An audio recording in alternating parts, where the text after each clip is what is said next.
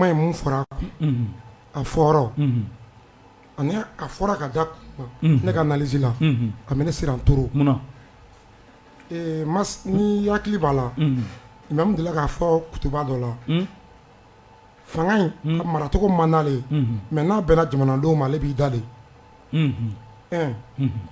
deux Imam taara Imura la Makan n ye maa dɔ y'a kɔ maître Mamɛd Ali Bacili ma gansan tɛ m'a ka intention dɔn envers le M5 malgré que a bɛ M5 kɔnɔ m'a ka intention dɔn envers transition bi ma dɔn intention ma la o tɛ a kɔnɔko ya a ŋaniya ma dɔn e b'o dɔn cogo di ka sɔrɔ Mamɛd Ali Bacili ni Dugo cɛ ne b'a dɔn mɔgɔ caman bɛ M5 kɔnɔ bi olu ye premier ministre bi mun jamana premier ministre docteur Sugoli Kokala Mayiga Bacili b'a maaw la minnu ye Sugoli kɛlɛ a ka surun Dugo la kojugu o Dugo dun ye u ka faamuyali la Dugo dun ye M5 hakilina janfa parce que n bɛ kuma in ko in kɔnɔ n bɛ k'u natɔ ye maa natɔ ye k'u y'a janfa ne ye maa fɔlɔ ye M5 kɔnɔ mun sera ka bɔ k'a fɔ Imam y'i cun ni M5 hakilina ye parce que a ye Mutara Wani di wa n y'a fɔ ni plateau in kan nɛniw kɛra dɔgɔyamaw kɛra mais olu maa kelen minnu ye orange la u ye ne wele k'a fa deli an bolo i ta tun ye politique kuma ye an bolo i ta tun ye maa kuma ye ja ta ye malijɔ kuma ye Imam yɛrɛ ko ka yafa ma a y'o fili kɛ n ko fili tun tɛ tugu don a ye occasion sɔrɔ k'a profiter bɛɛ b'a ka maa dɔn n'i y'a lakɔlɔsi Union européenne représentant tun bɛ Imam fɛ a la jɔnni Union européenne représentant o maa kelen tun bɛ lieu in na Forum de Bamako la a fɔra ka muso ni du ni denbayaw ka lakana ka t'o kuma de fɔ Imam taara yen u ka programme na temps de port tun tɛ Imam bolo ça veut dire que a donna la doncogo wɛrɛ de la a bɛ n'a fɔ u y'a jagoya dɛ parce que Imam kɛtɔ ka kuma ta a b'o fɔ dɛ a b'a ko na ko n ka kuma n ko n tɛ fɛ voilà minnu y'a jagoya nka n'a ko n ka kuma merci minnu y'a jagoya o y'a dabɔ intention min b'olu kɔnɔ olu tun ye ko in labɛn wa médiaw tun labɛnnen don a kama dès que Imam kumana ni jalaki ka jugu ni OMT ni fi ka jalaki juguba kɛlɛ jalaki tɛ minnu y'a kɛ o tulo bɛ na u y'a dabɔ a kama Imam tɛ programme na a kun t'a la Imam yɛrɛ ko y'a jagoya ka kuma n'u y'a jagoya ne ye mun fɔ a b'o donc a n'a kumanen médiaw y'a partagé cogo min na médias occidentaux y'a partagé cogo min na i b'a dɔn k'a fɔ olu k'u labɛn n'o k'a makɔnɔ nin bɛɛ ka jateminɛw ye nin bɛɛ ne ka jateminɛw ye ko analyser un à un mais Imam fɛnɛ intention envers la transition m'o dɔn parce que Imam delila k'a tenter ka bɔ ni jama ye a ma marché a y'a lajɔ a ye mɔgɔw lataa fɛ kuranɛ kalan na mais o taara kɛ kuma ɲɛfɔ de k'a yɛrɛ jɛya ka contre coup labɛn mais a ma passé parce que peuple tun bɛ transition kɔ wa peuple b'a kɔ fɛnɛ contre coup o y'a jumɛn non parce que a y'a yira k'a fɔ transition in na de un fɔlɔ ale ye mɔgɔ min di ka kɛ premier ministre ye transition première phase Imam ni sɔrɔsiw de jɔra M5 kɔ kan malidenw hakilina kɔ kan o de nana kɛ échec ye M5 ma taa a yɛrɛ kati dɛ M5 a été appelé par les militaires don min na Bandɔn ni Mutara Wani bɛ minɛ an ka taa kati k'a fɔ aw yɛrɛ hakilina a ye kɛlɛ kɛ mun kama Ibirim bi a ye na n'o ye an ka bɔra ko kan a ye maa di maa min bɛ se k'a ko waleya donc olu ni Imam de bɛnna ka ni fanga fɔlɔ sigi olu y'o ci u ma bonya da Imam kan u ma Imam wele u ma commencé n kɛ Imam ye Imam da bɔra la ten donc Imam n'a ŋaniya sigilen an ka nɔgɔ yɛrɛ b'o la o e bolo a diminen de do kɛ Imam diminen ba do ko la fɔlɔ Imam nanen est-ce que o t'a ka kɛ dɔ ya bon a bɛ se ka kɛ hakɛ ye n'a y'a sɔrɔ ni jamana ka ɲɛtaa sira tɛ n'a kɛra jamana ka ɲɛtaa sira kan o tɛ se ka kɛ a ka hakɛ ye parce que ale yɛrɛ ye kɛlɛ kɛ jamana ka ɲɛtaa de kama wa jamanadenw tugura ale kɔ jamanaden caman yɛrɛ ye kɛlɛ in kɔnɔ M5 ka kɛlɛ in kɔnɔ Imam de kama parce que jamana ɲɛtaa kama tabarikala an bɛ kuma lasegin ma an ka kuma di Bumabel ma Bumabel OMT ko k'ale jɔrɔlen don yala jɔrɔ y'i fɛnɛ ta ye wa bon ne jɔrɔlen tɛ ne sirannen dɔrɔn de don mais ne jɔrɔlen tɛ jɔrɔ ni siran tɛ kelen ye jɔrɔ ni siran tɛ kelen ye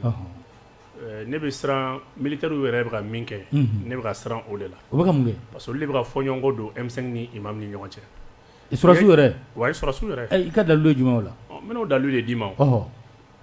fanga yɛlɛma kelen kɔfɛ olu de Imam wele ka M5 to ka premier ministre di Imam ma olu kelen ka fanga ta ka k'u ta ye olu de fɛnɛ M5 wele ka Imam to donc ne bolo nin bɛɛ kan ka kɛ mɔgɔ de ye min kan ka kɛ sɔrɔsiw ka mɔgɔ marata ye a hakilina ko kelen ye o de nafa ka bon sɔrɔsiw ma kosɛbɛ ka bɛɛ don da kelen fɛ n'i bɛ fanga la i dun man k'a fɔ fort de changement de ye nin kulu fila bɛɛ imam ye fort de changement ye M5 ye fort de changement ye mais o bɛ kɛlɛ kɛ don min na ala ye se d'u fila ma k'u sɔgɔlen to ɲɔgɔn na n'i ko i bɛ fanga mara n'u ye e fana kan k'i jija k'u sɔgɔlen to ɲɔgɔn na ka baara kɛ n'a ye o kɛra fili fɔlɔ ye fili filanan ye mun ye nin kuma kɔfɛ n'i y'a ye k'a fɔ kunu imam de tun ko ani sɔrɔsiw bɛ ɲɔgɔn bolo M5 de tun ko k'an t'a la Sogɛl ye discours caman k'a la mais bi imam de b'a la k'a fɔ n t'a la M5 b'a la k'a fɔ ko kuma bɛɛ ye kuma jugu ye ni imam ye kuma fɔ a b'a bila kuma jugu minɛn kɔnɔ mun bɛna n'o ye fɔlɔ imam ye message min fɔ message in jaabi bɛ dɔn après le 4 juin n'i ye ne jateminɛ anw ka ɲini taw la investigation kɔnɔ message in ye appel de à la communauté internationale d'intervenir militairement ouais maa ni min hakilina de kɛ adi n'i ye jateminɛ kɛ un peuple qui est pris en otage ni a fɔ bamanankan na dɛ o nafa ka bon n'i ye jateminɛ kɛ jamanaden mun talen don otage la o jamana kan ka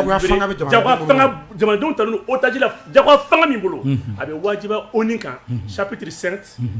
article 38 et article 39 ou bien article 37 article 38 39 ou bien 37 o b'a wajiba ONU kan a ka jamanadenw bɔ o degun kɔnɔna kuma bɛ sera fo ye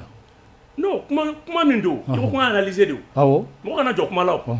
a bɛ se ka kɛ le 4 juin sommet olu de embargo ka wuli a bɛ se ka kɛ ja peuple parce que a ma kumara ni peuple tɔgɔ de ko jamanadenw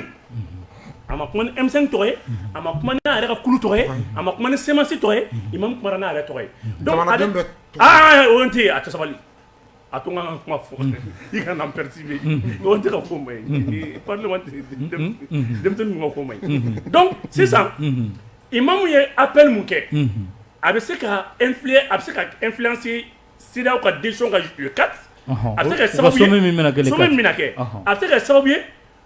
fɛn min ye nin fara jamanadenw bɛ otage de la parce que n'i kumara imam ka kuma la n'i k'i b'a décortiquer n'i kumara taa kaso la n'i ko k'i bɛ kuma i bɛ bagabaga kuma se ka k'i fɛ o de to kuma laban na imam b'a fɔ ko hali n'u ye interpellé donc ça veut dire que kuma nɔgɔyalen tɛ mɔgɔ bolo o y'a kuma fɔlɔ ye min ye ne siran dɔɔnin mais ne kɔni bɛ min dɔn nin ɲinini bɛɛ kɔfɛ ne ka hakilina kɔfɛ bi minnu kun ko imam ye patriote ye minnu kun ko imam ye jamanajɔla ye bi olu de bɛ fanga la olu ye imam ka kuma bila fɛn min ye duguci minɛn kɔnɔ mais nin bɛɛ nɔgɔma ye mun ye an ka fɛɛrɛ kɛ imam M5 sɔrɔsiw u ka parti bɛɛ concilier u ka nafa b'o de la chaque fois ka n'i ye dɔ di dɔ in ma i b'o bɔ yen nɔ n'olu kun y'u bɛɛ wele ɲɔgɔn fɛ depuis le départ o kun lafiya ka bon ka tɛmɛ nin kan ne bɛ se ka n ka hakilina di o de la. mais maintenant n'an donna kɔnɔna la e bɛ se ka mun fɔ. d'abord yan'an ka don kɔnɔna la moi je pense que kɔrɔ b'u yɛrɛ ye fɛn dɔ exemple ye par exemple a ye kuma ban yɔrɔ min na quoi. kɔrɔ jɔ. kɔrɔ bu Bumabel. Bumabel e ko kɔrɔ bu n'a sɔrɔ sɛnɛri bu ye ne bɛna mun fɔ. parce que a ye kuma dɔ fɔ kuma laban na a ko kunu minnu ko Diko ye patriote ye bi u bɛ ka n'a kuma na u bɛ tila ka kuma tuguni parce que kɔrɔ ye émission dɔ kɛ bi sɔgɔmaden na Bubula fɛ a émission diyara n ye kosɛbɛ a diyara n ye kosɛbɛ parce que i y'a jira k'a fɔ ko mɔgɔ bɛ se ka kɛ fɛn dɔ la waati dɔ la après i bɛ fɛn dɔ faamu i b'o dabila i ko fɔlɔ i ni mɔgɔ caman kun tɛ fan kelen fɛ parce que fɔlɔ mɔgɔ kun b'i lajɛ ni ɲɛ caman fɔlɔ mɔgɔ kun b'i lagosi mais bi o mɔgɔ kelenw de b'i tanu est ce que i ye fɛn d'u ma ayi non seulement u b'i tanu bi f'u bɛ fɛn bɔ k'a d'i ma donc ça veut dire que i ka tanu ani ka lagosili o tɛ parce que ko mɔgɔw don dɛ a bɛ dépend e de bɛna na kɛwale min kɛ est ce que mɔgɔw b'u yɛrɛ ye a la wa ou bien mɔgɔ t'u yɛrɛ ye a la n'i y'a ye fɔlɔ mɔgɔw bɛ Diko tanu imam Diko tanu an ka cɛkɔrɔba an ka imam fara kan n'i y'a ye fɔlɔ mɔgɔw bɛ imam Diko tanu pas parce que k'a ye wari di mɔgɔw ma dɛ ayi mɔgɔw de tun b'u ka wari bɔ ka don a la k'a ka communication kɛ a ye ka tila ka taa bɔ ka taa sa a ka da la munna parce que mɔgɔw tun y'a ye a la o ye taabolo dɔ de ye taabolo min ni o ka ɲi olu ma ni a bɛ jamana ka intérêt défend ni o mɔgɔ kelen tila ka segin k'a fɔ tuguni ko imam yan'an ka don fɛn wɛrɛ kɔnɔ an bɛ mun fɔ est ce que imam ka sira de falenna wa jamanadenw tugu yɛrɛ ye a la wa ou bien a bɛ ka min kɛ bi est ce que o jamanadenw ka hɛrɛ de ye ou bien a t'u ka hɛrɛ ye an b'a ɲini yen de fɔlɔ donc kunun kuma ni bi kuma mun de bɛ a fara ka bɔ ɲɔgɔn na mun bɛ se ka mun bɛ kɛ baromètre ou bien mesure ye o ye i bɛ kuma min kɛ a impact ye jumɛn jamana kan ani jamanadenw kan ni jamanadenw ye k'a fɔ k'i bɛ ka kuma min fɔ ko impact positif bɛ don olu kan ani jamana yɛrɛ kan mɔgɔ bɛ adhérer la facilement parce que Mali ye jamana dɔ ye ni jama y'a ye k'a fɔ k'i bɛ ka min kɛ k'olu ka hɛrɛ b'a la olu yɛrɛ de bɛ bɔ k'u ka musaka don i la k'i dɛmɛ i m'a faamu surtout Diko kɛra mɔgɔ ye ne tɛ mɔgɔ dɔn mɔgɔ la ko mɔgɔ min ko diinɛmɔgɔ de don ou bien ko a bɛ société civile de kɔnɔ parti t'a bolo foyi t'a bolo ko mɔgɔ sɔnna ka taa sa a ka da la nin tɔgɔ la k'a sɔrɔ mɔgɔ minnu taara sa ye ala t'u dɔn ala yɛrɛ de farala an caman kan sinon an caman balo tun bɛ sɔn ka an caman sɔrɔ yen nɔ a ko ninnu senfɛ et pourtant an ma deli ka gɛrɛ ɲɔgɔn na i m'a faamu donc o b'a mun yira mɔgɔ kun ɲɛ b'a la sira dɔ de kan donc n'i y'a ye mɔgɔ bɛ fɛn dɔ fɔ an ma bi vous savez n balimakɛ ye kuma dɔ fɔ ko M5 mɔgɔ yɛrɛ de k'a ma ko autorité morale vous savez morale c'est quelque chose qui concerne les valeurs et règles de conduite en usage dans une société o de morale donc n'a fɔra ko autorité morale ça veut dire ko nin ko in bɛ mɔgɔ min bolo nin ko in ɲɛmɔgɔya bɛ mɔgɔ min bolo ale de kan ka valeur défend société valeur ye jumɛn ale de kan ka olu défend donc autorité morale o kɔrɔ ko M5 kɔnɔna la hali ni mɔgɔ fila tun ye fini bɔ ɲɔgɔn kama ko Diko de tun bɛ se k'u sigi k'u fɔ k'u bɛn k'u n'u hakiliw yira ɲɔgɔn na ko n'a tun ye mɔgɔ ye minnu bɛ ka fili ka kuma fɔ kuma min tɛ fɔta ye ale de tun bɛ se k'u sigi k'u hakiliw yira parce que u y'a ye k'a fɔ ko o de hakili b'a la o dɔnniya b'a la o sagesse b'a la o de la u y'a wele ko autorité morale alors que o autorité morale in taara jumɛn na parce que diinɛmɔgɔ don et n'i y'o diinɛ in ta k'a lajɛ ala de y'a fɔ kuranɛ kɔnɔna la ko silamɛ kana kafiri ka boli nɛni n'i ye kafiri ka boli nani a dusu bɔ ko jugu bɛ sɔn k'i ka ala nani parce que n'i y'a ka boli nani ale tɛna ala ye bilen o bɛ kuranɛ kɔnɔ a bɛ kuranɛ kɔnɔ donc silamɛ tulo bɛ na n'i ye a ka boli nani a diminen bɛ ala nani mun min nana ye parce que e ye fɛn dɔ de fɔ a ma fɛn min y'a choqué donc o la autorité morale kan ka kɛ kuma kɛcogo la surtout kuma in kɛra kɛnɛ jumɛn kan ko bɛn kɛnɛ ko ka maliyɛnw wele ka n'u fara ɲɔgɔn kan ko k'u sigi ko ka bɛn ɲini i m'a faamu o de la ne ko n ko kuma fɔcogo n'a sɔrɔ ni mɔgɔ ye nin kuma in ta bi k'a fɔ a ye hakɛ to kuma la dɛ k'a fɔ ko l'imam est arrogant mas a kuma bɛ kɛ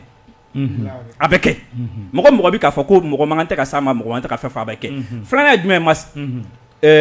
o ye liberté d'expression yɛrɛ parce que moi waati dɔ la liberté d'expression mɔgɔ b'a fɔ ne t'a faamu quoi liberté d'expression kɔrɔ ye ko i bɛ se k'i fɛlata fɔ mais est ce que liberté d'expression ko ni e y'i fɛlata fɔ ni e ka fɛlata in ma bɛn ne ma ko ne fana ka na n fɛlata fɔ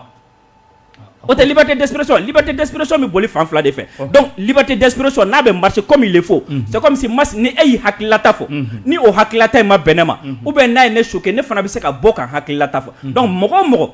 n'i kumana jamana ko kan mɔgɔ dɔ bɛ se ka bɔ k'i ka kuma in ta k'a fɔ ko a bɛnn'ale ma ou bien a ma bɛn ale ma e fana kan k'i sigi n'o ye ou bien n'i tɛ fɛ mɔgɔ ka kuma i ka kuma kan n'i tɛ fɛ mɔgɔ ka répliquer mɔgɔ nana fɛn fɔ i kan donc e fana man kan tɛ k'a fɔ k'i bɛna kuma parce que n'i ma kuma mɔgɔ tɛna kuma i ta kan surtout ni e ye kuma dɔ fɔ kuma min bɛ mɔgɔ choqué donc i kana étonné ni mɔgɔ ye fɛn dɔ fɔ fɛn min b'i fana échoqué maintenant n'a ye kuma minnu yɛrɛ fɔra exactement n'i ko Mali bɛ situation min na sisan n'i ko Mali talen don otage la jamana ɲɛmɔgɔw de fɛ minnu kafalen don u yaadalen don ani communauté internationale fɛ minnu ka bon u yɛrɛ bolo c'est comme si hali ye communauté internationale ta nɔgɔya ka tɛmɛ Mali ɲɛmɔgɔw kan parce que yɛrɛ bonya a ye moment donné yɛrɛ bonya ka fisa o ne bɛ se ka n yɛrɛ bonya fɛn dɔ kɛli ma o mais kafa ni yaada ɲɛfɔcogo t'o la o o ye défaut de l'orgueil est naturel i m'a faamu mais arrogance o ye défaut de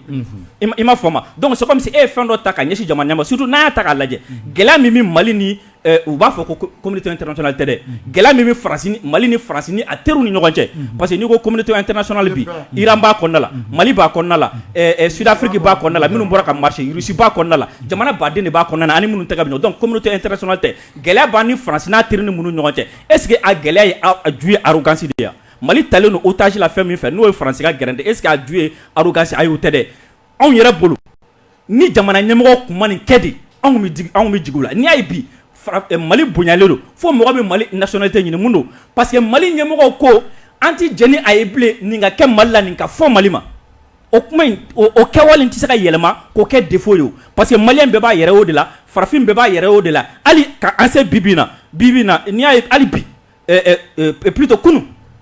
le 28 Union africaine ka lajɛ min kɛra a banna a déclaration min ni a ma se ka bɔ kɛnɛma jusqu'à présent n ka déclaration kɔnɔna na u ko a kɔnɔna la ko a ka fɔ ko désormais ko jamana minnu bɛ yen n'u bɛ k'u to kɔfɛ ko ka farafinna déstabiliser ko kuma ka kɛ olu fɛ o fɔra Union africaine déclaration ba ko na parce que a déclaration ko kɛra mankan ye mɔgɔw taara parce que déclaration na fɛn dɔ fɔra kɔnɔ jamana ɲɛmɔgɔ dɔw t'u yɛrɛ yala a bɛ dɔw tɔɔrɔ quoi parce que n'i ko troisième mandat ko fana damana coup d'état ye Macky Sall de Union africaine ɲɛmɔgɔ ye bi i bɔgɔ nin b'a dɔn i sera ma i sera Alassane ma sera dɔ ma n'i ko jamana minnu bɛ kɔfɛ ko k'a fɔ ko olu k'u sen bɔ an ka u kana influence an ka décision kan u kana fɔ k'u bɛ garantie d'anw kan i magara France la i magara Union européenne na bɛɛ b'a dɔn k'a fɔ Union africaine bi a maralen no mɔgɔ minnu fɛ donc pour que juste k'a yira dɔrɔn k'a fɔ ko kuma min fɔra premièrement a fɔra waati min na an bɛ gɛlɛya sugu min kɔnɔ o de la u donna ne ye ɲininkali dɔ kɛ ne ko n ko Mas an ye gardien min ta ka jɔ an ka da la ko zone kana don ka se an ma parce que an y'a jateminɛ zone dɔ de bɛ don non seulement a bɛ sonyani kɛ mais a bɛ fagali kɛ ko zone kana don o gardien jɔlen don da la BC b'a bolo BC bɛ zone bolo waati min na heure min na tile min na mɔgɔ dɔ bɔra du kɔnɔ ka taa o gardien kɔli ta ko parce que k'a m'ale fo sɔgɔmada fɛ a ko gɛlɛyara an bɛ mun kɛ sisan a ko gɛlɛyara a kɔli bɛ to a bolo de wa ou bien an b'a fɔ a ye non a to fɔlɔ an ka tila zo in na fɔlɔ n'an tilala sɔgɔma o sɔgɔma i bɛ taa fo tabarikala o faamuna an bɛ kuma di Umar Jara ma Umar Jara ka bɔ nin ko kɔnɔ mun de bɛ se ka kɛ sisan walasa basigi bɛ se ka na nin bɛɛ lajɛlen kɔfɛ sabula kumaw cayara ne bolo basigi min bɛ jamana dun mago bɛ basigi de la nin waati in na ne bolo kuma ɲɔgɔn de kan ka kɛ halisa ka barika don o la ka jɔn ni jɔn cɛ mun tɛ ka ɲɔgɔn faamuya parce que minnu hakili la ko alimamu filila ka kuma ma ɲa o bɛɛ ye mɔgɔ ye mun bɛ se ka wuli ka jɔ kɛ ka se alimami yɛrɛ ma ani aw bolo ko gɛlɛya b'a ni mun cɛ ka faamuyali kɛ kow la ani ka tila ka nɔgɔya bɛ se ka na cogo min na walasa an bɛɛ ka laɲini mun ye n'o ye k'an tɛgɛ di ɲɔgɔn ma ka transition in dɛmɛ ka o kɛ ka d'a kan an kana ɲɔgɔn nɛgɛn dɛ Mali mago tɛ fara farali la sisan Mali mago bɛ min na o ye malidenw bɛ se ka fara ɲɔgɔn kan cogo di k'u ɲɛsin gɛlɛyaw ma parce que Mɛmɛta da sera ma sisan bɛɛ b'a dɔn ko an jugu ka ca surtout ni Faransi bilara ɲɔgɔn na i ni koba bɛ ɲɔgɔn na dɛ a bɛ komi i ye dugutigi den de bugɔ ka d'a kan ale tɛ sɛgɛn a tɛ ɲinɛ a t'a dabila fɛn fɛn bɛ se ka kɛ sababu ye k'a ka kuma dɔw sɛbɛntiya olu kuma ninnu bɛ se ka bɔ an ni ɲɔgɔn cɛ cogo min na an b'o baaraw kɛ walasa mɔgɔ si kana i jati minɛ k'a fɔ k'i bilalen don kɛrɛfɛ ka tila ka kɛ sababu ye ka kɛ donda ye mɔgɔ jugu bɛ se ka don da min fɛ ka jamana ɲagami ne bɛ o de fɔ solution fɛn fɛn bɛ na bi o ye kuma ɲɔgɔnya de ye mɔgɔ ka kumaw ka ɲɔgɔn faamuya an bɛɛ bɛ Bamakɔ yan donc ko in bɛɛ bɛ se ka ɲɛnabɔ Bamakɔ yan fɛnɛ ni kuma ɲɔgɔnya donna mɔgɔw ni ɲɔgɔn cɛ ka fisa ni ɲɔgɔn bisigi OMT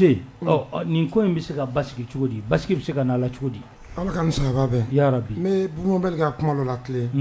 a ko militaires ye imamu reçoit d'a ma transition daminɛ non u y'an bɛɛ de reçoit ɲɔgɔn fɛ charte min filɛ n'an b'a kɔnɔ bi anw ka essor imamu ka ciden kun b'a la n'o ye Kawo Jime ani M5 ye mɔgɔ 5 de choisi militaires ye mɔgɔ 5 de choisi olu de sigira ka transition labɛn a sela a kuncɛ yɔrɔ ma a tako filanan ou bien tako fɔlɔ tako fɔlɔ o y'a sɔrɔ transition ma sigi fɔlɔ yɛrɛ président ma choisi an setɔ bɛnkan yɔrɔ ma yen de imamu n'a ka mɔgɔw wulila o ka M5 ci ni imamu n'a ka mɔgɔw Saliya ni Kawo Jime ni Nusa ninnu bɔra M5 est mort de sa belle mort. Nin ye jalaki juguba ye dɛ a kɛra ten ne kɛ o ye format kɔnɔ de o a kɛra ten ne kɛ ne yɛrɛ tɛ k'a fɔ wa ni mun dalen ma yɛrɛ la o bɛna pièce min na ka interpeller n bɛ ka yɛrɛ téléphone n bɛ ka mɔgɔ bɔ fɛn dɔ de kalama o y'a sɔrɔ Ikasa maître Moutaka Tall maître Dema Traoré Kawo Jime olu tun ye M5 ka délégués ye Kati ani les experts du SNSP u sigira de ka bɛn transition bɛ labɛn cogo min na an fɔra ɲɔgɔn yɔrɔ min na n'i y'a sɔrɔ foyi ma kɛ o y'a sɔrɔ fo M5 ko hali bandaw kun ma ta o y'a sɔrɔ bon M5 ko de jɔn bɛ jamana diriger sɔrɔsiw de ɲini fɔlɔ M5 ko an t'o hakilina kɔnɔ mais an bɛna jamana in mara cogo min na an ɲɛ bɛ ka gɛn an bɛ fɔlɔ de la an fɔra ɲɔgɔn yen o temps kɔnɔ pour que ka yira k'a fɔ M5 mun bɛ yen soit impopulaire u ko M5 yɛrɛ sara n'a fɔra M5 sara M5 tɛ yen maintenant ni imamu ye maa di a yɛrɛ tɔgɔ la ou a ka tɔn tɔgɔ la o ka kɛ premier ministre ou a ka kɛ président ye est ce que mɔgɔ bɛ se k'a fɔ a ye M5 janfa o y'a sɔrɔ M5 tɛ yen nɔ mais tant que M5 bɛ yen ni imamu ye ko o ko kɛ a bɛ fɔ a y'a kɛ M5 kɔ kan n y'o fɔ maa dɔw ye premier ministre Sukani Kokala Mayiga k'a mangoya k'a dɔgɔya k'a burujuya o parce que an ma se k'a fara ka bɔ imamu digo la o malgré que imamu y'i cun ni M5 ye. nin ye kuma jugu ye dɛ. bilahi tulo bɛ n na comme tɛ sera. imamu k'i cun. non imamu yɛrɛ y'o fɔ ale ye Mutawalli di o détournement de M5 o ni cuni tɛ o de cuni o a fɔra M5 ka premier ministre di imam y'a di i ma bonya di M5 mɔgɔw ma hali ma kuma tɛmɛ o kulo kan n'o cuni ye an ka tɔn ka bɔ kuma la maaw sɔrɔla mun ye premier ministre dɔgɔya k'a neni commissaire yɛrɛ na a bɛ taa imam fɛ yen a bɛ M5 ka kuma ka kale premier ministre k'u ma imam ye maaba de n'i y'an sera imam nɔba b'a la dɛ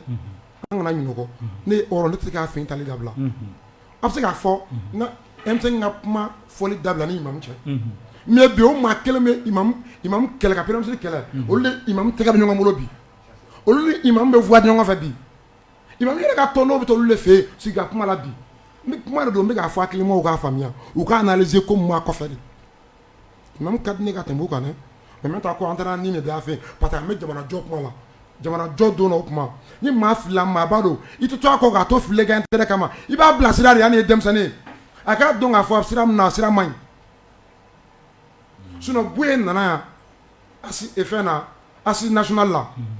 imam ka cɛkɔrɔba don n y'a mɛn maa caman na mɛ imam m'a fɔ imam kɛrɛfɛ mɔgɔ caman an m'a invité de personnellement premier ministre taara imam fɛ ka taa invitation d'a ma ka tila k'a bonya da k'a pousser a bɛ se ka na cogo min na imam Umaru Jara taara fɛ premier ministre kɔfɛ MTN Génération fana taara solliciter mais ma deli k'a bɔ k'a démentir ni bi tɛ parce que n'i bɛ bɛn ɲini i b'i tɛgɛ di dusu kan hali ni kuma fɔra ni fili kuma dɛ i b'a to ka taa mais e ye bɛn ɲini na de e de b'i minɛ ka kɛ la a ka ɲɛ mais ni anakili bɛ maa kɔnɔ a tɛ ban n'a tiɲɛ fɔ kuma dɔw la pour que bɛn ka na fo tiɲɛ de ka fɔ n'aw y'aw muso la an sigilen bɛ plateau kan tuma ka kuma munumunu bɛn tɛ na dɛ bɛɛ ta bɛ to a kɔnɔ bɛɛ b'i ta ɲini ni ko ka jamana bɛ jɔ tiɲɛ de kan ni ne filila ka fɔ ne ne ka so ma ni karisa fana filila ka fɔ ye mais ka ɲɔgɔn muso la non n'i y'a ye bi France i bɛ tenter k'an piétiner parce que u ye maa dɔw de sɔrɔ u bɛ ka minnu bila u ka jeu la pour que k'u yɛrɛ sɔrɔ o maa bɛ transition kɔnɔ maa bɛ transition kɔ kan transition yɛrɛ la a maa bɛ yen e ma premier ministre kɛ interpellation yan CNT kɔnɔ an tɛ démocratie la an bɛ transition de kɔnɔ kɔrɔ de fanga normal tɛ yen maa sɔrɔla tenitigi ka premier ministre ɲininka an bɛ sɔrɔdasiw bɛ minɛn minnu san u bɛ k'a san cogo di u y'a san wari jumɛn na o tɛ a ka bɔ ni jamana sɛgɛrɛ diɲɛma k'a mɛn fɛn bɛ direct la a dabɔra a kama de olu maa kelen ma taa ye tentative de coup d'état la depuis maa sɔrɔla a kɔnɔ wali sini maa b'a kɔnɔ dutu yɛrɛ t'o kuma la yɛrɛ n'an kan ka bɛn kɛ nkalon k'o kan a tɛ avancer dɛ bɛn bɛ kɛ tiɲɛ de la mun jo tɛ mun na o ka sɔn ma ka avancer mais an ka bɔ intérêt kɔnɔ il est grand temps an ka Mali bila fɛn bɛɛ sanfɛ an ka intérêt personnel kuma tɛmɛna ten n'i ye faamu walasa nin ko yɛrɛ ka basigi o de ye an ka tiɲɛ fɔ ɲɔgɔn ye an ka tiɲɛ fɔ ɲɔgɔn ye wa bɛɛ ka bɔ i yɛrɛ ka intérêt personnel kɔnɔ ni Ala sɔnna bon Abel pour que nin ko yɛrɛ basigi ka na la mun de kan ka kɛ o n tɛ kuma min fɔ ne ma sɔn a ka kuma ma i ma sɔn ne ma sɔn a ka kuma ma o y'i ka kɛ aw tɛ se ka jamana bin dingɛ kɔnɔ bi k'a bɛna fɔ k'a bɛna tiɲɛ ko kuma jɔn ye jamana bin jɔn ye jamana bin mais an bɛ gɛlɛya min kɔnɔ M5 ko k'ale de force de changement ye an kana ɲɔgɔn musalaha M5 ni imam de bɔra ka jamanadenw ka laɲini ɲini a kɛra cogo o cogo olu de kan ka sabali a nana sira o sira fɛ a nana sira o sira fɛ mas a y'a to an ka kuma an ka ɲɔgɔn faamuya an tɛ jɔnni jalaki kɔnɔ an bɛ sabali de kɔnɔ jɔnni jalaki bɛ kɛ ni jamana basigilen de jamana bɛ yɔrɔ min na a ka fɛgɛ n'a fɔra bi ko imam ani M5 k'u b'a la k'u tigɛ di ɲɔgɔn ma ko ka sɔrɔsiw ninnu soutenir a bɛ jamanadenw moral sigi wa a t'u hakili sigi o ma imam tɛ ka sɔrɔsiw soutenir m'a dɔn n y'a fɔ nin ye ne sɔrɔla kuma min terikɛ a to n ka na ba in terikɛ ne nana an bɛ ɲɔgɔn faamu e bɛ ka ne ko n ka kuma daminɛ la n ko u ye aw fɔra ka bɔ ɲɔgɔn na e ko ayi u ma fɔra ka bɔ ɲɔgɔn na ci ma fait la jeunesse de ce parce que ne tun b'a kɔnɔ ne tun t'a kɔnɔ mais ne kɔni b'a ye k'a fɔ imam bɔra k'a confirmer k'a fɔ ale de ye premier ministre di bon imam ye premier ministre di a m'a bɔ a kɛlɛkɛɲɔgɔnw ni a teriw la n'o ye M5 ye mɔgɔ min kɛ autorité morale ye ne bolo n balimakɛ bɔra k'a fɔ mais y'a défini homme tɛ yɛrɛ sɔgɔna sɔgɔma ma o kan kɛ maa de ye min ni mɔgɔ bɛ M5 dɔn min imam kan k'a dɔn ka tɛmɛ bɛɛ kan parce que hali n'u fɔra ɲɔgɔn ale b'u kɛ kelen ye mais ala y'a kɛ ale yɛrɛ danaya ta ka da mɔgɔ wɛrɛ kan a y'o kun aw tora ka jamanadenya kɔ MT yɛrɛ ma hɛrɛ jamana kanu kɛ hali sini ni jamana in kuma wuli a bɛ wuli k'i cɛsiri n'o tɛ bi maa caman bɛ ka transition tɔnɔ bɔ bi imam sa ni OMT mais e sabalila ka sɔrɔ ka jamana ka bɛn an kana jamana dan Bamakɔ dɔrɔn ma an ka bɔ an ka taa an baden dɔw lajɛ duguba la ka ci an ka bɔ an ka baden dɔw lajɛ jidala ka sɔrɔ an ka bɔ an ka baden dɔw lajɛ anw bɛ boulevard ni politique kɛlɛ la yan dɔw bɛ degun kɔnɔ ne bɛ se ka min fɔ nin na ni jamatigi fila bila la ɲɔgɔn na a f'u ka sabali jamatigi fila mana bila ɲɔgɔn na i t'a dɔn imam fɛnɛ i bɛ k'a kɛ bi il se fait que ne kumana i b'a miiri bi ko jama tɛ imam kɔ mais ni jamana b'a la ka gɛlɛya o gɛlɛya kelen kelen bɛɛ o bɛɛ b'i yɛrɛ ye mɔgɔ wɛrɛ de ka kulu kɔnɔ an man k'o fɔlɔ de dayɛlɛn bi parce que n'i y'a ye fɔlɔ fɔlɔ mɔgɔw ye IBK labila parce que il y avait un groupe soudé M5 mun bɛ ka jamanadenw ka degun kuma fɔ k'u ka degun kuma fɔ mais bi an dun mana fɔ degun bɛ hali bi donc ni imam fɛnɛ kɛra degun kuma fɔbaga ye o kɔrɔ degun bɛ mɔgɔ mɔgɔ la olu bɛ t'u yɛrɛ sɛgɛn fɛnɛ imam kɔfɛ jamana in bɛna déséquilibré o la nin solution ye mun ye imam jo t'a la M5 ka fili don surasiw ka jalaki don anw de ye baden kelen aw de ko ɲɔgɔn ma ko ko le même poumon ko fɛn poumon dans le même corps deux poumons dans le même corps a don an hakili b'a phrase la Sogɛli ko n'a tiɲɛna ala k'an kisi n'an tanga ko minnu ye yɛlɛma fila kɛ k'olu de bɛ ɲɔgɔn ye ne bɛ segin kɔ hali bi k'a ɲini n badenkɛ fɛ ale sabalilaw imam ou bien OMT fɛ ale sabalilaw OMT sabalila fɛn caman na bi mɔgɔ kɛlɛ kɛra kɛlɛ banna sataw banna ala de ma saya suma i n'a fɔ Mamita bɔra k'a fɔ cogo min na mais n ko dɔw b'a tɔnɔ la bi dɔw b'a mobilibaw kɔnɔ dɔw bɛ ka drapeau daw disi la dɔw b'a kumabaw la mais a sayama yɔrɔ la cɛ dɔw ma ye dɛ o bɛ cogo min na jɛnatigɛ ye nin de ye mas mɔgɔ fɛn bɛ k'i la i bɛ sabali ne bɛ min ɲini dɔrɔn ka kuma imam M5 surasiw fana ka sabali a saba bɛɛ ka sabali surasiw ka sabali n bɛ se ka fɔ surasiw ka sabali mun na ni surasiw bɛ fɛn min kɛ ni zen u k'a dɔn ko imam ni M5 ko fa kelen ba kelenw don u kana bɔ ɲɔgɔn na u kana bɔ ɲɔgɔn na surasiw ka kɛ sababu ye chaque fois ka ministre Wage Ismaël Wage interpellé ɲɔgɔn na ale min ye réconciliation ye a k'a lajɛ nin kulu sanuman fila in wallahi joni jalaki tɛ M5 ni imam ni ɲɔgɔn cɛ parce que ni kɛlɛ ni terimaw kɛlɛla gindo bɛ kasi o gindo kelen kelen n'i b'a bɔ mɔgɔw de fana bɛ yen min ma aw ka fili n'a ka kumakanw ta k'u mago ɲa la minnu t'aw fila si fɛ aw de kan ka sabali wa ne tɛ bɔ sabali minɛn kɔnɔ dɛ n bɛ se ka fili n ka kuma la parce que an ye politicien kɔrɔw de anw nana donda foyi t'anw bolo n'aw tiɲɛna ɲɔgɔn ye bi sigiyɔrɔ t'anw na i b'a dɔn ko in dagago mɔgɔ mun na o y'an mun bɛɛ camancɛ la ye anw kan ka fɛn fɛn ɲini de b'a kɔnɔ o de ye sabali ye o de b'anw fɛ joni jɛlen kan anw de bɛ sabali dɔrɔn de ɲini tabarikala Mamita Bumabel ko sabali e bɛ a ye cogo di oui c'est vrai walasa an bɛ bɔ nin ko in kɔnɔ oui c'est vrai pour que an ka bɔ nin ko in kɔnɔ mɔgɔw kan ka sabali mas ne y'a jateminɛ n ye société yɛrɛ sigicogo jateminɛ vous savez pour que société yɛrɛ ka marché ka ɲɛ pour que bɛn ka na a kɔnɔna la o de la fɛn dɔ sigira k'o ye tɔgɔ ye sariyaso sigi kun ye jumɛn ko ka hakɛw kɔlɔsi mɔgɔ bɛɛ ka dan yɔrɔ dɔ la donc o kɔrɔ ye jumɛn ko bɛn sɔrɔli fɔlɔfɔlɔ sababuya ye jumɛn fo bɛɛ kan ka i dan dɔ sigida la bɛɛ kan ka dɔn ko ne man kan tɛ ka nin kɛ ne man kan tɛ ka nin fɔ bɛɛ kan ka dɔn fana k'a fɔ ne kama ne man kan tɛ ka nin kɛ ne ka par exemple ne misaliya la sisan moi j'ai droit à la vie moi j'ai droit à la santé j'ai droit à la sécurité j'ai droit à l'alimentation mais ne kan ka dɔn k'a fɔ o droit min bɛ ne bolo a ɲɔgɔn bɛ tɔw bolo donc ne ka droit kama ne man kan tɛ ka dankari tɔw ka droit la et ni jamana kɔnɔ ni mɔgɔw y'o faamu i b'a ye k'a fɔ mɔgɔw bɛ tɔw ka hakɛ bonya tɔw ka hakɛ bonya ye jumɛn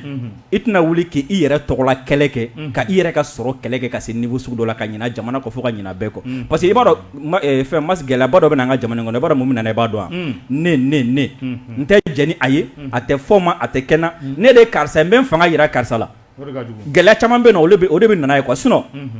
Bumabel y'a fɔ sisan n'i sabalila k'a dɔn k'a fɔ ko kunun ne ye fɛn dɔ sɔrɔ bi hali ni ne m'a sɔrɔ n'a bɛ mɔgɔ wɛrɛ bolo ne bɛ se k'a to tigi bolo k'o tigi dɛmɛ Mali ye mɔgɔ miliyɔn 20 de ye ni M5 kɛlɛ yɛrɛ ta k'a jateminɛ hakili avant ni yanni 14 janvier cɛ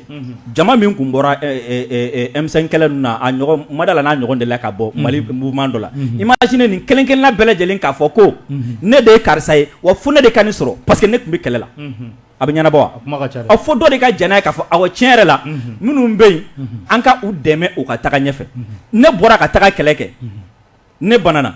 mais ni ne ko ne banani kama fo bonya dɔ ka di ne ma diyagoya la fo fɛn dɔ ka di ne ma diyagoya la fo jɔyɔrɔ dɔ ka di ne ma diyagoya la ni tɔw fana y'o exiger ma est-ce que an bɛ avancer an tɛ avancer f'an k'a dɔn ne k'a fɔ ko c'est à dire ni jamana ba sigira bɛɛ b'a ta sɔrɔ a kɔnɔna na et histoire de bɛ bɛɛ ka bonya segin a ma non seulement histoire bɛ bɛɛ ka bonya segin a ma jamanadenw yɛrɛ b'a dɔn ko waati la karisa de nin kɛ parce que kuma daminɛ na an y'a fɔ sisan bonya bɛ mɔgɔ caman bolo jamana in kɔnɔ walahi bilahi talahi u ma wari bɔ k'a di mɔgɔ ma jamana mɔgɔ minnu bonyalen don kosɛbɛ tɔgɔba bɛ mɔgɔ minnu na u ma wari bɔ k'a di mɔgɔ ma koyi u ye fɛn dɔ de kɛ mɔgɔw de y'o wale ɲuman dɔn kɛ u ye donc n'an y'o dɔn sisan ka to en place la bɛn bɛ na jamana kɔnɔ la filanan ye jumɛn il faut que an ka jamana ka intérêt de lajɛ jamana ka intérêt ye jumɛn o ye an k'a dɔn k'a fɔ ko jamana bɛ gɛlɛya dɔ de kɔnɔna la nin waati na bon o gɛlɛya in man kan tɛ k'a to ne ka fɛn dɔ kɛ par exemple an bɛ ka kuma min fɔ sisan kuma in fɔra don min na fo bi n'i ye faransi presse jateminɛ c'est-à-dire u kɛlen don k'a ta quoi chaque journal u bɛ segin a kan chaque journal u bɛ segin a kan c'est comme si voilà c'est comme si coup d'état avorté fana kɛra don min na u y'a ta chaque jour u bɛ segin a kan chaque 30 minutes u bɛ segin a kan mun na pour que k'a yira diɲɛmɔgɔw la ko malgré que 14 janvier maliyɛnw bɔra mais bibi na u farafaralen don bibi na mɔgɔ ti ɲɛmɔgɔ ninnu fɛ parce que ninnu ka laɲini fanba ye jumɛn o de ye ka taga yira kɛnɛmamɔgɔw la ko pouvoir min b'an fɛ yan ko ils sont pas légitimes o illégitimité o bɛ jira ni jumɛn o ye mɔgɔ minnu bɛ kɔnɔna la olu ka frustration u bɛ se ka bɔ n'olu ye cogoya min na u bɛ bɔ n'olu ye ka t'olu yira donc an k'o yɔrɔ ninnu lajɛ kosɛbɛ n'an ye yɔrɔ ninnu lajɛ an bɛ se ka avancer kosɛbɛ masi a laban ye jumɛn an mago bɛ bɛn na o ye tiɲɛ mais masi kuntilennafan de ka lajɛ kosɛbɛ kira bolila ka bɔ Makan ka taga Madina mɔgɔ minnu ni kira ka kuntilennafan ye kelen olu y'a sɔrɔ Madinɛ u ye sebaya sɔrɔ u seginna ka taga Makan mais ni kira kun y'i sigi ko fo ale ni bɛɛ ka fara ɲɔgɔn kan a kun tɛ ɲɛnabɔ dɛ bɛɛ tɛ se ka fara ɲɔgɔn kan ayi non k'a b'a la ka diɲɛ dɔw ma kɛ Ala de m'an bɛɛ da wa dɔw m'a fɔ k'ale tɛ yan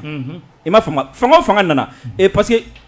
an ka jamana ɲɛmɔgɔ fɔlɔ-fɔlɔ u ye fili dɔw sɔrɔ fili dɔw y'u sɔrɔ il faut pas que fili ɲɔgɔn kan sɔrɔ n'i ye Modibo Keyita ka fanga ta fili dɔ y'a sɔrɔ n'i ye Toma ka fanga ta fili dɔ y'a sɔrɔ parce que à un moment donné il fallait s'assumer et être sévère envers les déstabilisateurs i m'a faamu maaw ninnu y'o de kɛ koyi maaw ni Modibo ninnu bɛɛ kun bɛ sira kelen kan mais à un moment donné maaw ninnu ils ont été sévères et ils ont été très très méchants avec le déstabilisateur parce que Mali ye mɔgɔ miliyɔn 20 ani kɔ ye o mɔgɔ miliyɔn 20 ni kɔ la i b'a sɔrɔ dɔ de bɛ yen nɔ ale ko ale kelen kama ou bien jamana wɛrɛ dɛmɛli kama fo ale ka mɔgɔ miliyɔn 20 in ka hɛrɛ bɛɛ don galama la o n'an ko fo an k'o tigi nɛgɛ diyagoya k'o tigi fo tigi kana fara an kan sinon an tɛ avancer moi c'est anti-avancer mɔgɔ miliyɔn 20 bɛ perdre à un moment donné il faut être sévère avec les déstabilisateurs an ka avancer n'an taara ɲɛfɛ déstabilisateur ye jɔn ye mɔgɔ minnu bɛ fɛ ka dankari jamana la olu de déstabilisateurs ye mɔgɔ min bɛ fɛ ka jamana tagabolo ɲuman minnu tɛ fɛ o ka kɛ mɔgɔ minnu bɛ fɛ k'u tɛgɛ di jugu ma ka jamana kɔ kan mɔgɔ minnu yɛrɛ tɛ fɛ an ka hɛrɛ sɔrɔ parce que u ɲɛ b'u yɛrɛ dɔrɔn la mais il faut que olu kɔni à un moment donné il va falloir qu'on soit intraitable avec eux parce que n'i y'a ye jateminɛ hali Faransi kelen min n'an b'olu ta bi cɛ masi Faransi Ukraine ko kuma na bi n'i ye kuma dɔ fɔ Faransi cɛ a bɛ gɛlɛya dɛ wallahi a bɛ gɛlɛya siga t'a la i m'a faamu mais anw fɛ yan nɔ an bɛ bɛɛ fara ɲɔgɔn kan k'a fɔ ko bɛɛ kana an tɛgɛ di ɲɔgɔn ma mais à un moment donné ni minnu nana an ka avancer n'olu ye tɔ b'an sɔrɔ ɲɛfɛ tabarikala an bɛ don an ko barodakun filanan na n'o ye CEDEAO ka sommet min bɛ nalen ka kɛ ni kalo tile 4 ye kalo kura tile 4 Umar Jara maa bɛ se k'i sigi n'a ye k'a fɔ embargo nin y'a wulitɔ ye ka bɔ jamana kan walima e bɛ sommet in e b'a ye cogo di bon ŋunuŋunukan b'a jira k'a fɔ ko ɲɔgɔn faamuya bɛ ka na CEDEAO kɔnɔ n'i y'a an balimakɛ Alain Foka ka kumakanw ta a ko CEDEAO kɔnɔ bi n'i y'a jamana ɲɛmɔgɔ sigi a 15 la mun t'a fɛ embargo ka wuli ko a tɛ tɛmɛ 2 kan ka d'a kan ko mun yɛrɛ kun y'a ta ka jugu a la kosɛbɛ n'o ye Sénégal ni Côte d'Ivoire ye olu pressé n'o ka tɛmɛ bɛɛ kan k'a fɔ ko embargo ka wuli bon CEDEAO ka ko an y'a kuma fɔ a wagati la CEDEAO tɛ a yɛrɛ ka baara la CEDEAO bɛ an kɔrɔkɛ de ka baara n'o ye n kɔrɔ makɔrɔni ye a t'a bila parce que a ka laɲini ye mun ye o ma sɔrɔ bon n'o ma sɔrɔ mɔgɔ bɛ sigi ni ko caman ye o de kama analysekɛla dɔw ko sommet de tous les dangers c'est-à-dire ko gɛlɛya bɛɛ bɛ se ka bɔ ɲɔgɔn ye nata in kɔnɔna na ne kɔni dalen de mun na o ye k'a fɔ Faransi n'i ye dɔ fɔ lajɛ ka a ka kɔrɔlen kow ta a tɛ deli ka ɲuman kɛ a bɛ tiɲɛni de dɔn a bɛ se ka jamana déstabiliser cogo min ni mɔgɔ min hakili bɛ a ka résolution mun taara Libi kan n'o ye 73-87 ni ma fili o résolution mun taara passé Nations Unies na parce que u kungo de k'u bɛna Libi population lakana ka jamanadenw basigi kɛ jamana kɔnɔ u ye o fɔ Russie ani Chine olu ko ka taa texte modifié parce que a kun fɔra ko diɲɛ ka jɛ ka fanga ta pour que ka Libi sɛgɛrɛ u taara texte modifié fo siɲɛ 3 siɲɛ 3 nan ko force t'a la mais sécurité de b'a la ka population lakana pour que Kadhafi kana se ka tiɲɛni lase population ma mais an y'u ye de 19 mars 2011 u nan'u jɔ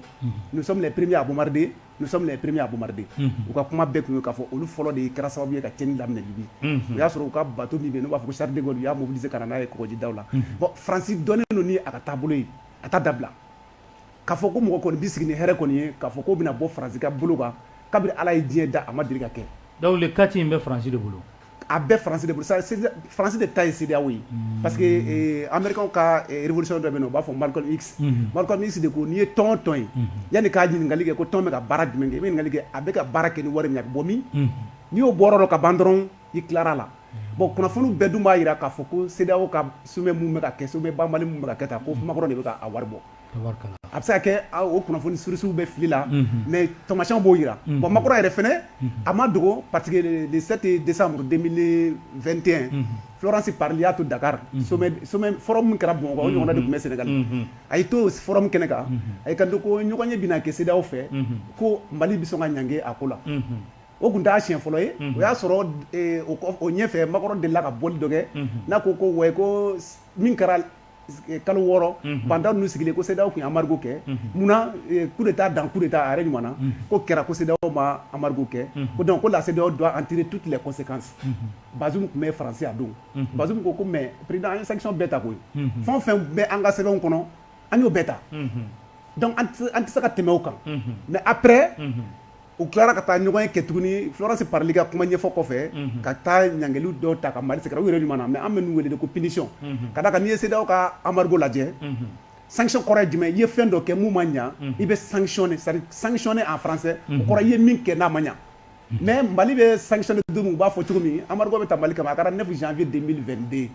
9 janvier 2022 o y'a sɔrɔ élection kun ka kɛ Mali kɔrɔ 27 février o kɔrɔ ye mun ye n'i y'a ta sariya sira ɲɛ bɛɛ ma Mali sanction la k'a sɔrɔ Mali ma faute kɛ fɔlɔ a fɔ de ma ko procès d'intention an bɛ kuma bɛ la sigi ma an bɛ kuma di OMT ma OMT an y'a ye k'a fɔ entre temps Faransi gouvernement yɛlɛmara Florence Parly ninnu t'a la Jean Le Drian t'a la nka Macron kɔni b'a nɔ la est ce que o yɛlɛma in bɛ se ka CEDEAO ka sommet est ce que o bɛ se ka influencer a kan e yɛrɛ fɛ bon a bɛ se ka influencer comme a tɛ se ka influencer mais sommet in tɛ sommet baliman ye n'i ye jamana marabaga ɲumanw sɔrɔ maa tilen ni maa laduru ani peuple hɔrɔn olu k'u soutenir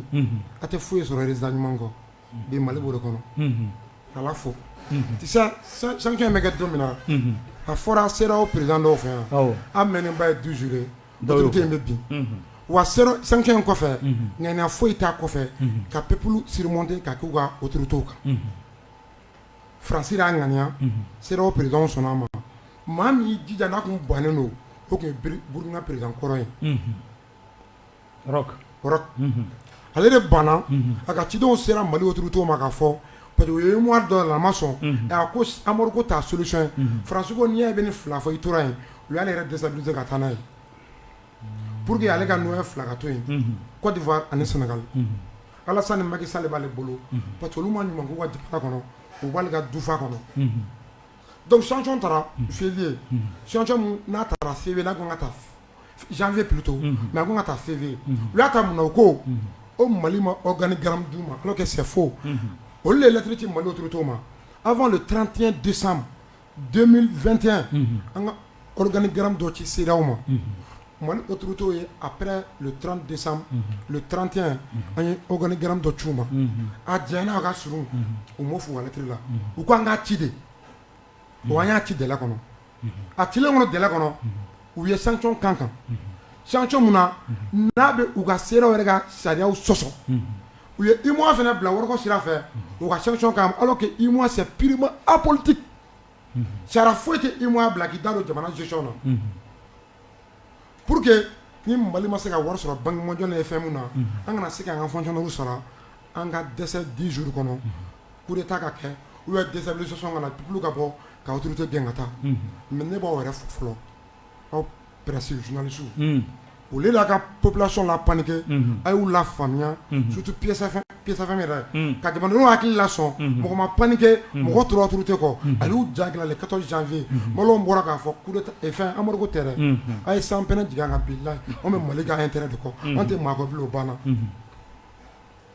o tɛmɛnen kɔ an ye mun ye bilen jamanaw ye an ye Makɔrɔ mankan mɛn a ka campagne dɔ senfɛ Mali autorités kɛlen ka décision dɔ ta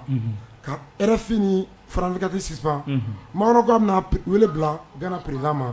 n'o ye CEDEAO président ye o ka dɔ fara sanction kan Mali ni wale min kɛ u ka nimisa ni wale kɛli la ça veut dire que anw ma ko kɛ CEDEAO la dɛ an ye ko kɛ France la mais CEDEAO de b'o résultat di Amadu ko kɛra phase 2 don Mali ye dɔ senti mais an yɛrɛ CEDEAO jamana tɔ ye mun senti an m'o senti Amadu ko kɔnɔ minnu tɛ mun kalama an b'o fɔ ye France tun y'a garanti Côte d'Ivoire ni Sénégal parce que Amadu ko la olu ka perte ka bon kojugu ni CEDEAO pays tɔw ye k'a fɔ n'u bɛ u bɛ fɛn fɛn incomplet bɛ n'u fɛ budget complet bɛ n'u fɛ ninnu na ale b'a complet t'u ye France y'a garanti ye a y'o ladu t'u ye a y'o ladu t'u ye a ma kelen bɔ a sira fɛ komi a ye ladu min ta Mali ye barika ni serval natɔ a bɛ hɛrɛ ni sécurité mun s'anw ma n'a kɔrɔ an bolo bɔnɛ ni lafasa ye a y'o kelen de s'u ma seli fitinin kɛra olu fɛ yen cogo min na u y'a ye sunkalo kɛra cogo min na u y'o ye u ka peuple yɛrɛ bɛ ka tigɛ u la dɔ bɛ ka b'u ka code de popularité la olu fana ye miiri ta k'a fɔ sanction in kɛra kun kama nafa ma yala ni perte tɛ anw ni Mali bɛɛ ma an t'an sigi an ka tiɲɛw fɔ ɲɔgɔn wa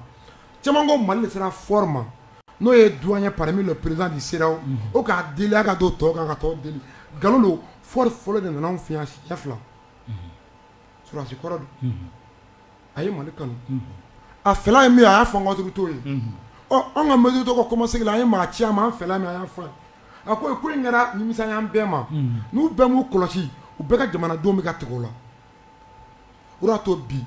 Afiriki jamana tɛ yen bi n'a jamanadenw tɛ ka bɔ ka Mali sankɔrɔ ta fan bɛɛ wa jamanadenw yɛrɛ bɛ ka demander Mali autorités fɛ u mago ye Mali nationalité la Mali autorités ka kɛwale kama bi. Donc o b'a jira k'a fɔ ko le 4 o ka di an ka jamana la samedi natɔ. Tɔɔrɔ même parce que ko fila don soit CEDEAO bɛ sanction wuli soit CEDEAO peuple yɛrɛ bɛ wuli CEDEAO kama. Tabarikala. Ɔ